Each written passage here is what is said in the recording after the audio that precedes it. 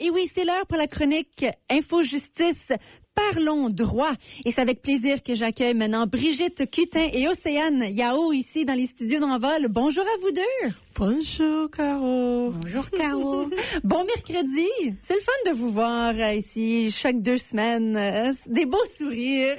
C'est ça, merci de partager. Ben oui, puis aujourd'hui, on veut continue, on fait la suite d'une conversation qu'on avait commencé, un thème soulevé il y a 2 semaines. Et ça, c'était acheter une maison au Manitoba. On parlait d'avoir de l'assurance, l'importance et comment approcher tout ça. Mais faisons un petit retour, justement, de ce qu'on a discuté pour ceux qui peut-être s'en souviennent pas ou ont peut-être manqué une bonne partie de cette chronique. C'est ça. Donc, durant la dernière chronique, on avait expliqué qu'avant de se mettre à chercher notre maison de rêve sur Internet ou même avant de faire appel à un agent immobilier, il fallait déterminer le montant que vous pouvez emprunter avant d'acheter la maison, pour pouvoir même acheter la maison, c'est ça. Et cette étape s'appelle la pré-approbation hypothécaire. Et concrètement, cela signifie qu'un créancier, donc une banque, une caisse populaire ou une compagnie d'assurance, par exemple, évalue votre capacité d'emprunt et vous indique le montant maximal que vous pourriez obtenir. Et bien entendu, il s'agit d'une évaluation, Caro. Et il ne s'agit pas encore du prêt hypothécaire en tant que tel. Donc, il s'agit d'une estimation préalable. Voilà. Voilà. Alors, merci de nous remettre à jour avec ce qu'on avait discuté. Et là, si on veut se lancer dans cette prochaine étape, on veut parler d'un scénario ici. Et je pense que c'est une réalité que malheureusement, plusieurs ont déjà vécu en achetant une maison. Moi-même, je connais des gens qui ont dû aller à travers ceci. Mais on imagine quelqu'un, d'accord, qui achète une maison, emménage et par la suite découvre un défaut qu'elle n'avait pas remarqué au moment de la visite et après qu'ils ont fait l'achat. Alors, est-ce que le droit prévoit quelque chose dans ce scénario-là? Oui, tout à fait. Donc ça, c'est une mauvaise surprise. Oui. Et il existe 2 notions juridiques importantes à connaître. Voilà, dans un tel scénario. On a d'abord le vice apparent, puis on a le vice caché. Je vais vous expliquer, d'accord? Donc, le vice apparent, c'est un défaut qui est plutôt visible. C'est un défaut que toute personne attentive aurait pu remarquer. Et donc, le vendeur n'a pas l'obligation de le signaler parce que l'acheteur est censé l'avoir vu. Et on pense, par exemple, à des fissures dans les murs ou à un toit qui est visiblement endommagé ou en mauvais état. Et le vice caché, en revanche, ça c'est un défaut grave, ok, qui n'était pas visible au moment de l'achat. Excusez-moi. Voilà, qui n'était pas visible au moment de l'achat et qui n'a pas été divulgué par le vendeur. Et donc ce type de défaut diminue naturellement la valeur de la maison et peut parfois la rendre inhabitable. Et on peut penser par exemple aux moisissures, voilà, c'est très désagréable et c'est caché parfois derrière les murs. Il pourrait même s'agir d'une infiltration d'eau sur le toit de la maison. Ouais, des fois une fournaise qui tout d'un coup ne fonctionne plus. J'en ai entendu des histoires. Et donc, dans ces situations, justement, est-ce que ceux qui ont acheté la maison, est-ce qu'ils ont recours contre l'ancien propriétaire de la maison après avoir découvert un vice? Bonne question. Donc, en général, non. Parce que l'acheteur n'a aucun recours contre le vendeur. Si vous êtes responsable c'est l'acheteur qui est responsable de vérifier la qualité de la maison que vous achetez. Alors, lorsqu'on achète un bien immobilier, il faut garder en tête un principe juridique fondamental qui est le caveat emptor. Cela veut dire que l'acheteur prenne garde. C'est très important. OK. Oui, mais cette expression latine signifie que c'est à l'acheteur de vérifier l'état du bien avant de conclure la vente. Le vendeur n'a pas tenu n'est pas tenu de divulguer les défauts visibles. Donc, si c'est visible, ça c'est différent. C'est à nous de le voir. C'est ça. Ouais. Donc, l'acheteur doit donc faire preuve de prudence, s'assurer la qualité du bien. Et bien sûr, en cas de fraude ou de fausses déclarations, c'est là où il y aura des recours possibles.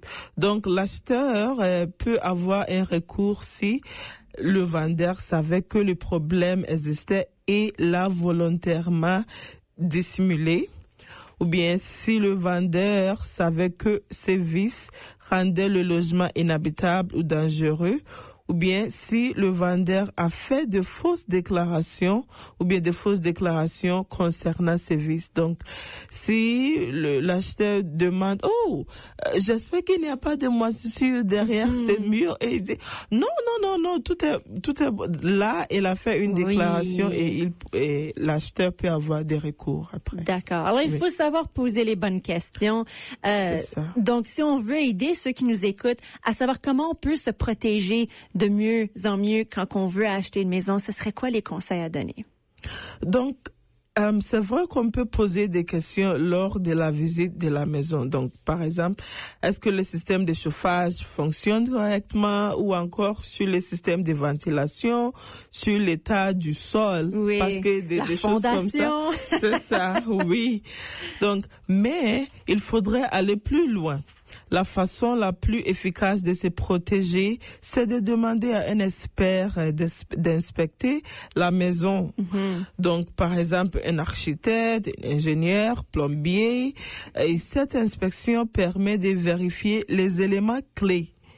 Câblage électrique, plomberie, chauffage, toiture et fenêtres, plancher, ainsi de suite. Donc, il faut qu'on fasse attention que si l'acheteur ne fait pas l'inspection, il pourrait ne pas avoir de recours. C'est à l'acheteur de vérifier l'état du bien avant de conclure la vente, sauf en cas de fraude ou de fausses déclarations du vendeur. D'accord. Oui. D'accord. Et si l'inspecteur manque quelque chose ou ne fait peut-être pas son travail comme il faut, qu'est-ce qui se passe à ce moment-là? Bonne question, Caro. Donc, effectivement, c'est une autre possibilité. Ça peut arriver. Et donc, si l'expert que vous avez embauché a été négligent, donc s'il a oublié de vérifier l'état du sol ou encore de vérifier l'isolation des murs comme prévu dans le cadre de vos discussions, par exemple, ou même dans le contrat, et que disons que vous vous retrouvez dans une maison très très glaciale, qu'il est difficile à réchauffer. Et donc dans cette situation-là, sa responsabilité peut être engagée. Mais ce qu'il faudrait retenir, c'est qu'il faudrait pouvoir démontrer que l'inspection n'a pas été faite correctement ou qu'il y a eu un oubli, qu'il a été négligent. Donc il faudrait des preuves, j'imagine. Il faudrait avoir des preuves de conversation aussi. Quelque chose à tenir en note, certainement. Si on n'a aucune inspection de fait et on prend pour acquis que tout va bien. Ouais, ça c'est une excellente question. Et donc, comme Brigitte le disait tout à l'heure, il faudrait retenir le principe caveat emptor, d'accord? Donc, l'acheteur a l'obligation d'être diligent. Et s'il n'y a pas d'inspection faite, donc les recours deviennent très très très limités. Parce que sans inspection, l'acheteur peut être privé de protection. Et devra effectuer les réparations lui-même. Et bien sûr, sauf en cas de fraude et de fausses déclarations du vendeur, comme le disait Brigitte tout à l'heure. Ouais, d'accord. Rapidement, si on veut aller dans un autre scénario, on parle de que faire si les objets appareils, etc. promis dans le contrat ne sont pas fournis au nouveau propriétaire. Donc, si le contrat mentionne des biens inclus, comme un four, une laveuse, chasseuse ou un ventilateur, ainsi de suite, et qui ne sont pas présents ou ne fonctionnent pas, là, l'acheteur peut demander réparation, donc une compensation financière, et par exemple, ou même le remplacement de l'objet. Parce que il a brisé le contrat si ce n'est pas là. Oui. Exactement. Et donc, si, disons, le vendeur promet de remplacer quelque chose, un élément défectueux avant la vente, mais ne le fait pas, ça aussi, ça entre dans un conflit de promesses? Oui, tout à fait. Donc, si le vendeur s'engage, par exemple, à remplacer les portes du garage qui sont rouillées depuis un moment, donc s'il promet de le faire avant la signature du contrat et qu'il ne respecte pas sa promesse, il s'agit d'une promesse, voilà, il faudrait le souligner dans ce scénario-là. Et donc, l'acheteur pourra réclamer le coût du remplacement, bien évidemment, lorsqu'il s'agit d'une promesse. D'accord. Alors, ce serait important de l'avoir comme à l'écrit, parce que j'imagine qu'une promesse juste à voix haute ne suffit pas. Non.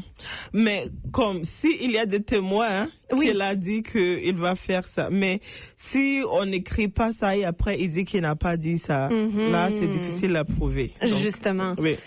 Donc, quelles sont les démarches à suivre pour obtenir une réparation?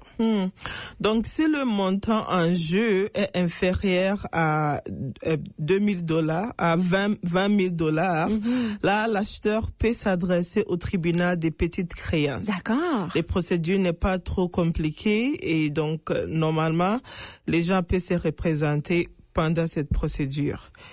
Il faudra d'abord remplir une demande de recouvrement. Ça, c'est le formulaire qui se trouve sur le site web du gouvernement du Manitoba. Et dans ces formulaires, l'on indique, entre autres, comme les coordonnées des parties concernées.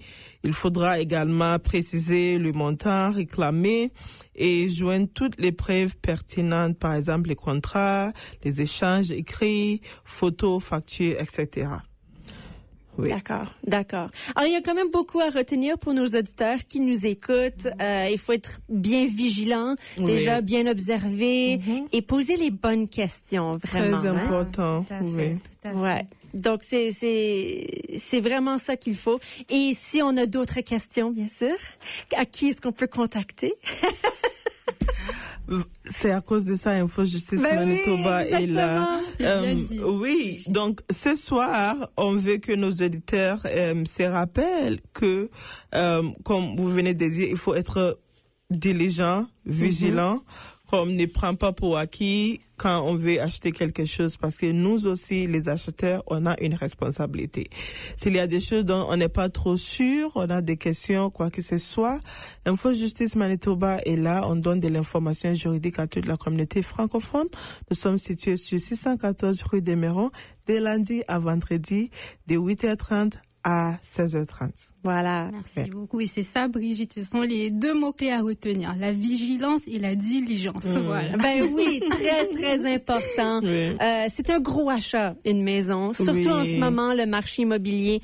Une maison, là, c'est un immense investissement et on veut s'assurer qu'on le fait de la bonne façon et on ne tombe pas dans un piège. Donc, merci beaucoup de bien informer tous ceux qui nous écoutent en ce moment. Et justement, s'ils ont d'autres questions, ben, ils sont invités à contacter Info Justice. C'est merveilleux que vous soyez là pour les aider. Merci encore. Merci Océane. Merci Brigitte. Avec plaisir, Caro. Merci aussi. Merci à toi, Caro. Ah ben, mon plaisir. Puis on se voit à la prochaine. Oui. À la prochaine, tout le monde. La température au Manitoba peut souvent être trop chaude ou trop froide. Il en était de même pour ma maison jusqu'à ce que je l'isole gratuitement à travers le programme d'appui à l'efficacité énergétique d'Efficacité Manitoba. J'ai aussi reçu plusieurs autres avantages qui m'ont aidé à économiser encore plus d'argent et d'énergie. Si vous êtes propriétaire ou locataire avec des revenus limités, voyez ce que vous pouvez obtenir et découvrez si vous êtes éligible au programme d'appui à l'efficacité énergétique d'Efficacité Manitoba en visitant efficiency.mb.ca/EEAP. Envie de musique et de nouvelles francophones? Branchez-vous sur Envol 91 FM en ligne. Écoutez-nous en direct où que vous soyez, simplement en visitant notre site Internet. Rendez-vous sur envol91.mb.ca et restez connectés à votre radio communautaire. Dès mon réveil et toute la journée, j'ai l'oreille tendue vers ma radio communautaire Envol 91 FM.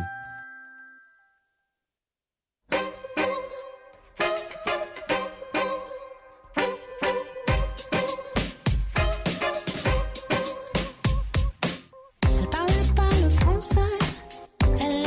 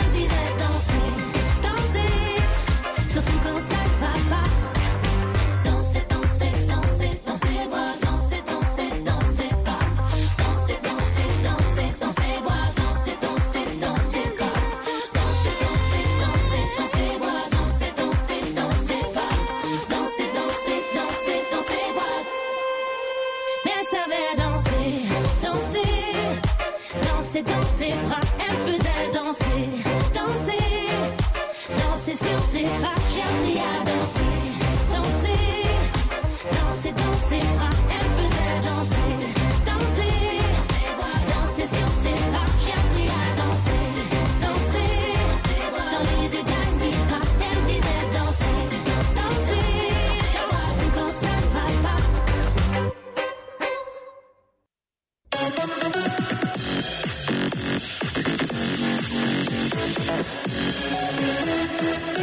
C'est l'heure de sport ici sur Envol 91 FM. Faisons un petit retour sur les Blue Jays. C'est un 2-2-3 qui déterminera le champion de la Série mondiale. Après avoir disputé 27 manches en 27 heures, les Blue Jays de Toronto et les Dodgers de Los Angeles se retrouvent pour le match numéro 5 ce mercredi soir avant de reprendre la route du Canada pour la conclusion de la série qui est égale en ce moment 2-2.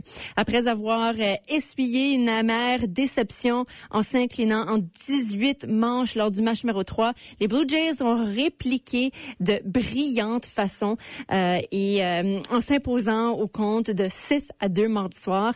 Avec ce gain, Toronto a retrouvé l'avantage du terrain dans la série et une victoire ce soir leur permettrait d'avoir 2 occasions de terminer le travail devant leurs partisans. Tout comme lors du premier match de la série, les Jays feront confiance à Trey Yesavage qui sera opposé au grand gaucher Blake Snell.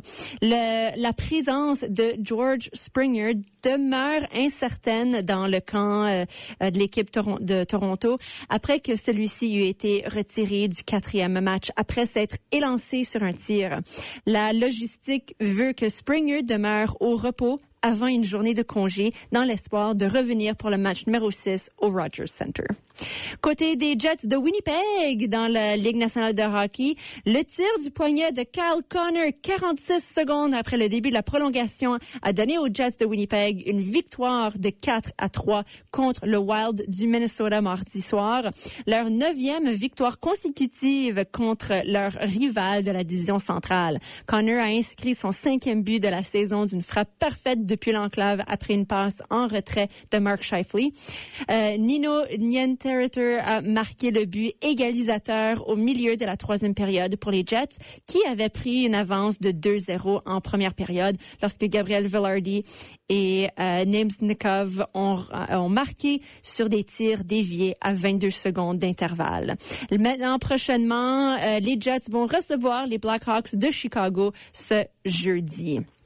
Et côté des Canadiens de Montréal, une autre victoire en prolongation hier. Les Canadiens ont remporté le match 4-3 contre le Kraken de Seattle. Cole Caulfield est entré dans la glorieuse histoire des Canadiens de Montréal. Il a dépassé Howie Morenz et Max Pacioretty avec un 11e but gagnant dans l'uniforme du CH en prolongation. En plus de son but victorieux, Caulfield a ouvert la marque en première période. Il a également obtenu une mention d'aide. Avec ses 2 buts, le franc-tireur américain a rejoint Nathan McKinnon, Jack Hughes et Pavel Doroveyev au sommet de la Ligue nationale de hockey avec 9 cette saison. Et voilà, et puis on va maintenant passer au bulletin d'information. Envol 91 FM, c'est là que tu écoutes des émissions faites pour et par les gens d'ici.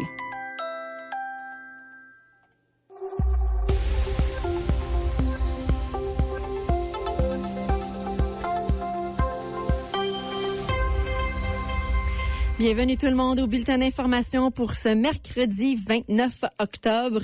D'abord, la grippe aviaire a été détectée dans 5 fermes du Manitoba au cours du dernier mois. Selon un rapport de l'Agence canadienne d'inspection des aliments, les cas ont été détectés dans des élevages de volailles commerciaux entre le 9 et le 25 octobre. 3 des fermes se trouvent dans la municipalité rurale de Hanover, une à Bifrost Riverton et une autre à Saint Rose. Ce sont les premiers cas de grippe aviaire détectés dans la province depuis mai 2025. Toutes les fermes touchées au Manitoba demeurent sous quarantaine de l'ACIA et sont soumises à des restrictions. La grippe aviaire est une infection contagieuse qui touche plusieurs espèces d'oiseaux, notamment les poules, les dindes et les cailles. Dans de rares cas, elle peut être transmise à l'humain. Le virus peut se propager par contact avec des volailles infectées ainsi que par le biais de fumier, de litières, de vêtements, d'eau, de chaussures et d'équipements contaminés.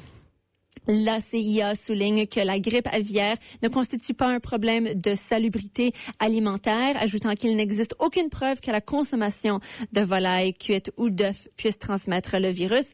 Les personnes possédant des oiseaux sont priées d'adopter de bonnes pratiques de biosécurité afin de prévenir les maladies. Prochainement dans les manchettes, 7 jeunes ont été arrêtés après que des individus ont volé des caisses enregistreuses et agressé ou jeté des objets sur des personnes lors d'une série d'incidents survenus dimanche soir dans des commerces du quartier de Garden City. La police a été contactée après que plusieurs jeunes ont volé la caisse enregistreuse d'un restaurant de restauration rapide situé dans le pâté de maison 2100 de la rue McPhillips et ont jeté une chaise sur un employé. Des policiers ont arrêté 4 garçons et 3 filles âgées de 12 à 15 ans près de l'intersection du boulevard Inkster et de la rue McPhillips peu après 20 heures. Le service de police de Winnipeg a déclaré mercredi dans un communiqué de presse que les enquêteurs de l'unité des crimes majeurs avaient établi un lien entre les jeunes et des incidents similaires survenus dimanche soir. Plusieurs jeunes ont pénétré dans une zone réservée au personnel d'un restaurant de restauration rapide et ont volé une caisse enregistreuse vide. Ils ont également saccagé un magasin situé sur l'avenue Leila, volé un extincteur et l'ont utilisé sur le parking. Des jeunes, le visage dissimulé, ont tenté de forcer la caisse enregistreuse et puis, ils ont volé pour 250 $ de marchandises dans une épicerie située, sur la McPhillips. Donc, les 7 jeunes arrêtés font face à de nombreuses accusations, notamment de vol qualifié, de méfaits de moins de 5 000 $, de vol de moins de 5 000 $, de port de déguisement dans un but criminel et de multiples violations des conditions de leur mise en liberté. 6 d'entre eux ont été placés en détention provisoire et le dernier a été libéré sous promesse de comparaître. Et pour terminer, on voulait faire un retour sur l'ouragan Melissa, rétrogradé en catégorie 2. L'ouragan poursuit sa route en semant la désolation avec des vents qui ont atteint les 300 km/h mardi en touchant terre en Jamaïque mardi. L'ouragan Melissa est devenu la tempête tropicale la plus puissante en 2025 dans le monde. Après le passage de l'ouragan le plus puissant à toucher terre en 90 ans, Santiago de Cuba fait face ce matin à des dégâts considérables. Et ça, c'est selon le président de l'île, Miguel Diaz-Canel. La rage du super ouragan qui poursuit sa route vers le nord du pays continue de se faire sentir, même s'il est à présent rétrogradé en catégorie 2. Les autorités cubaines ont fait état de 735 000 personnes évacuées, notamment dans les provinces orientales de Santiago de Cuba, Holguín et Guantanamo. Selon le site d'information officiel Cuba Debate, les eaux descendent en emportant tout sur leur passage dans la chaîne montagneuse de la Sierra Maestra. Dans plusieurs autres communautés de la région, de vastes zones de basse altitude sont inondées, mais il est encore difficile de dénombrer les pertes. Après Cuba, l'ouragan fera route vers les Bahamas, qui se préparent à être touchés plus tard ce mercredi. En Haïti, à l'est de Cuba, les autorités ont ordonné la fermeture des écoles, des commerces et des administrations. Une vingtaine de personnes sont mortes dans des inondations, ont fait savoir mercredi à l'AFP des autorités locales. La Jamaïque, où l'ouragan a touché terre mardi avec des vents soutenus atteignant 295 km/h, est très durement affectée. La dévastation provoquée par le passage de l'ouragan Melissa atteint des niveaux jamais vus en Jamaïque. Sainte-Élisabeth, paroisse du sud-ouest de l'île, peuplée par 150 000 personnes et grenier à blé de la Jamaïque, a été submergée. Plusieurs hôpitaux ont été endommagés. Plus de 2/3 du pays n'a plus accès à l'électricité. Selon des informations de CNN, le département d'État américain a annoncé qu'il enverra de l'aide en réponse aux dégâts catastrophiques causés par l'ouragan dans de nombreux pays des Caraïbes. Il dit avoir mobiliser des équipes de recherche et de sauvetage urbaine basées aux États-Unis. Le Royaume-Uni a également annoncé qu'il débloquait 2,5 millions de livres sterling, donc 3,3 millions de dollars américains, en fonds humanitaires d'urgence pour aider les îles des Caraïbes touchées par l'ouragan. L'aide comprend la livraison de trousses d'abris, de filtres à eau et de couvertures. Et c'est cela qui fait le tour des informations pour ce bulletin. Merci beaucoup.